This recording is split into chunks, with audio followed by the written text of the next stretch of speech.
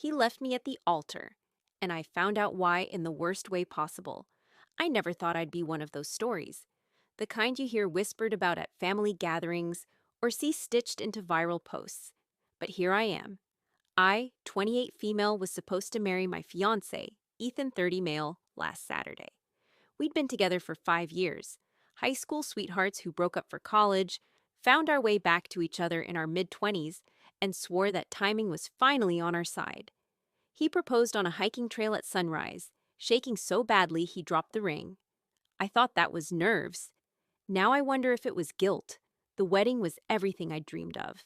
Soft candlelight in an old stone chapel, white roses everywhere, a string quartet playing while guests took their seats. My dad cried during the rehearsal. My mom kept squeezing my hands and telling me how proud she was. Ethan was quiet that morning, but that didn't alarm me. He'd always been anxious before big events. When the music started and the doors opened, I felt calm, peaceful, even. I remember thinking, this is it. This is the moment my life starts. I walked down the aisle, and Ethan wasn't there. At first, I thought it was a mistake. Maybe he'd stepped out to breathe. Maybe he was in the bathroom. People started murmuring. The officiant kept glancing toward the side door. 5 minutes passed, then 10. Finally, his best man, Caleb, walked up to me, pale as a ghost. He didn't meet my eyes. "He's not coming," he said, just like that. I laughed at first, a sharp, hysterical sound that didn't feel like it came from me. I asked where Ethan was. Caleb swallowed. "He left, about an hour ago." The room went silent. My mother stood up, her face draining of color. My dad took a step forward like he might run after him. I was escorted into a side room while guests awkwardly shuffled, unsure whether to leave or stay. I sat in my wedding dress, staring at my hands, waiting for my phone to buzz with some explanation. Some apology, something. Nothing came. Not that day, not the next. By Monday, I was numb. My phone was flooded with messages. People asking if I was okay, if I needed anything, if I knew what happened. I didn't. Ethan wouldn't answer my calls. His voicemail was full. His social media went dark. Then on Wednesday, I got a message request on Instagram from a woman I didn't recognize. Her name was Lena. She asked if we could talk. I assumed she was a friend of Ethan's, maybe someone who knew something. I said yes. She sent me a photo. It was Ethan, sitting on a couch I recognized instantly, my couch. His arm was around her. Her head was on his shoulder. The timestamp was from 3 weeks before the wedding. My stomach dropped so fast I thought I might pass out. She told me everything. They'd been seeing each other for nearly a year. She said Ethan told her we were basically over, that the wedding was a family obligation he felt trapped into. She didn't know the date until she saw my wedding announcement online. When she confronted him the night before the ceremony, he panicked, promised he'd fix it, promised he wouldn't go through with it. She thought he meant breaking up with me privately. Instead, he vanished. Apparently, he showed up at her apartment the morning of the wedding with a duffel bag and red eyes, saying he couldn't do it, that he loved her, that he'd been lying to himself for years. She said she didn't feel proud. She felt sick. I don't know what hurt more, that he cheated or that he was too cowardly to tell me himself. The fallout was brutal. Deposits lost. Guests who'd flown in from across the country. My parents fielding calls they didn't deserve to answer. I couldn't even bring myself to take the dress off for 2 days. Ethan finally emailed me a week later.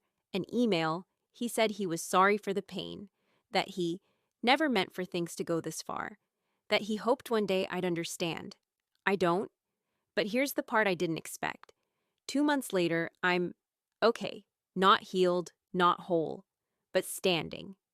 I moved apartments, cut my hair, took the honeymoon trip alone.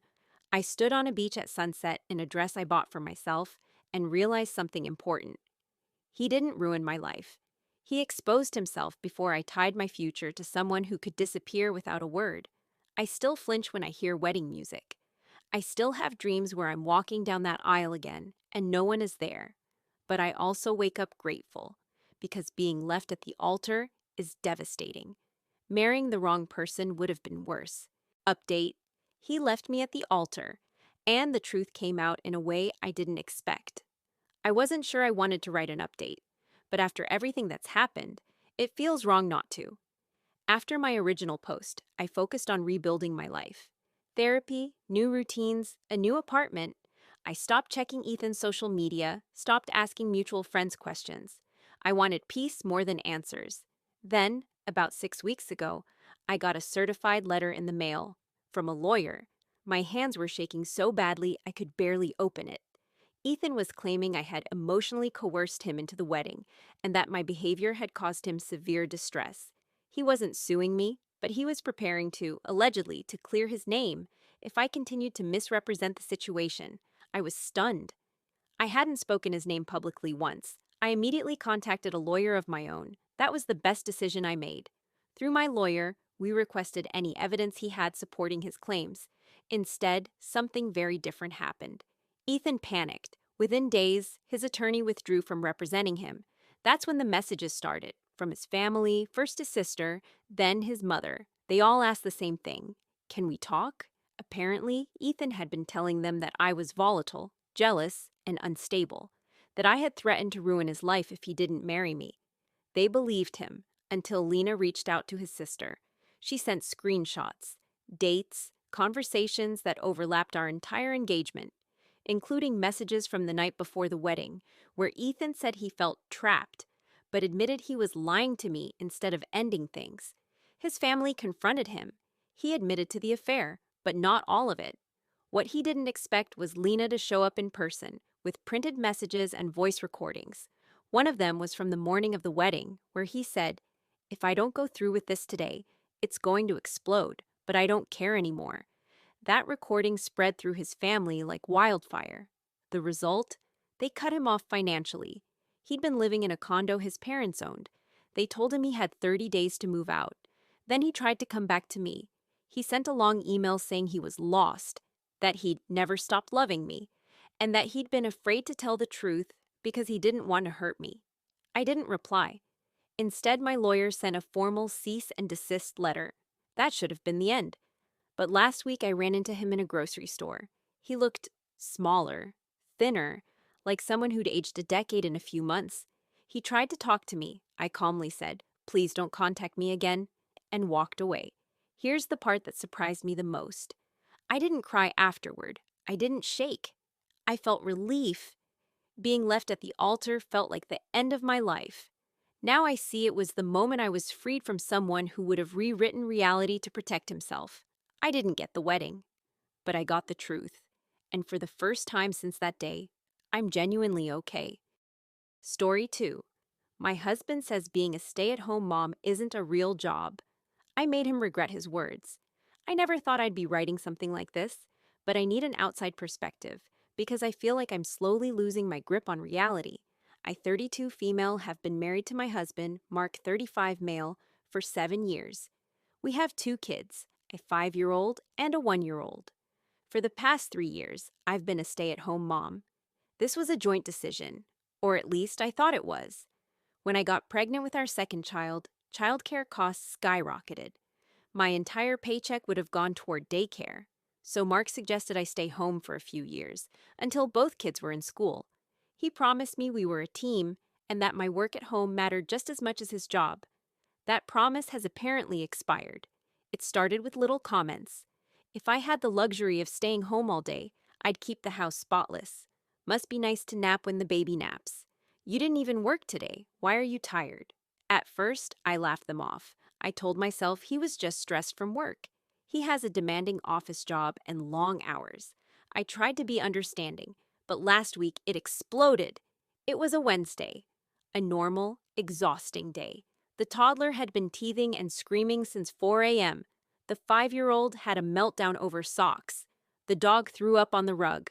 I hadn't showered. I hadn't eaten more than cold coffee and half a granola bar. Mark came home, stepped over toys on the floor, and sighed loudly. "What did you even do all day?" he asked. That question hit me like a slap. I said calmly, "I kept our kids alive."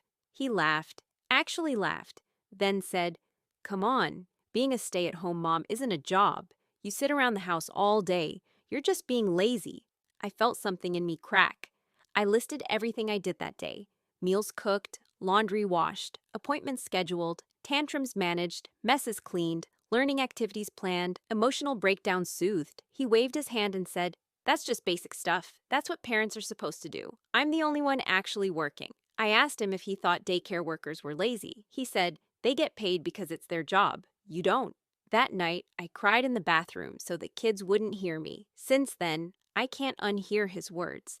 Every time I'm exhausted, I hear lazy. Every time the house isn't perfect, I feel like I've failed some invisible test. What hurts the most is that when he comes home, he clocks out. He sits on his phone. He says he needs to decompress because he worked all day. I don't get to clock out. Last night, I asked him if he could take over bedtime because I hadn't had a single moment to myself all day. He said, "From what? You didn't do anything." I slept on the couch. Here's the thing, I don't think I'm lazy. I think I'm burned out.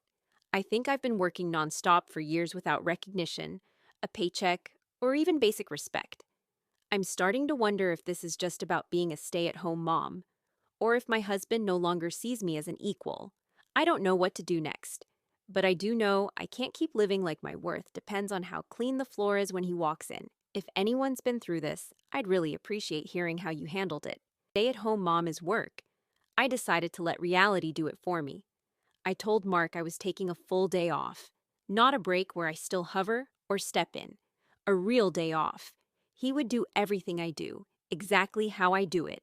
Same schedule, same kids, same messes. One rule, no complaining, no calling me for help unless someone was actively bleeding. He smirked and said, "Fine, I'll manage." That confidence lasted about 45 minutes. The day started at 5:12 a.m. when our toddler woke up screaming. Mark stumbled out of bed in his nice work-from-home clothes and his expensive leather shoes because he didn't feel like changing yet. I stayed in the bedroom. 10 minutes later, I heard gagging, then screaming, then Mark yelling my name. I didn't answer. Our 1-year-old had thrown up. Not a little spit up. Full, stomach-emptying vomit. All over Mark's shoes, down his pant legs, on the hallway rug. He had to clean the kid, himself, the floor, and the rug, while our 5-year-old stood there crying because the smell made him feel sick. By 7 a.m., Mark was already sweating. Breakfast was next. He burned the eggs, forgot the toast, and gave the kids juice instead of milk. 5 minutes later, the baby had a diaper blowout so bad it went up her back, into her onesie, and onto Mark's arm. He froze. I watched from the doorway as he whispered, "Oh my God," over and over. He gagged again while trying to wipe poop out of skin folds he didn't know existed. By mid-morning, he tried to clean the house while they played. That lasted exactly 3 minutes. The baby dumped an entire basket of toys onto the freshly vacuumed floor. The baby screamed unless she was being held. The 5-year-old spilled apple juice on the couch and then cried because Mark raised his voice. At noon, Mark realized he hadn't eaten. He tried to make a sandwich while holding the baby. She spit up down the front of his shirt. He sat down for exactly 30 seconds before our 5-year-old climbed onto the table and knocked his plate onto the floor. I heard something break. Around 2 p.m., Mark attempted nap time. Neither kid slept. The baby screamed herself hoarse. The 5-year-old kicked the door and yelled that he hated naps. Mark sat on the floor with his head in his hands. At one point, he muttered, "How do you do this every day?" By 4 p.m., he looked wrecked. Hair wild, shirt stained, shoes still drying by the door, the house messier than it was in the morning despite hours of effort. Dinner was chaos.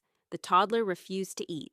The baby threw food. Mark snapped, then immediately looked ashamed. At bedtime, the baby vomited again, this time on Mark's arm. And the wall. He didn't even flinch, just closed his eyes like a man accepting defeat. When the kids were finally asleep, Mark collapsed onto the couch. He didn't speak for a long time. Then he said quietly, "I was wrong. Not kind of wrong, not sorry you felt that way wrong. I couldn't even survive one day," he said, "and I got to tap out knowing you'd be back tomorrow. You don't get that." He admitted he'd underestimated me because my work didn't come with a paycheck, a boss, or praise.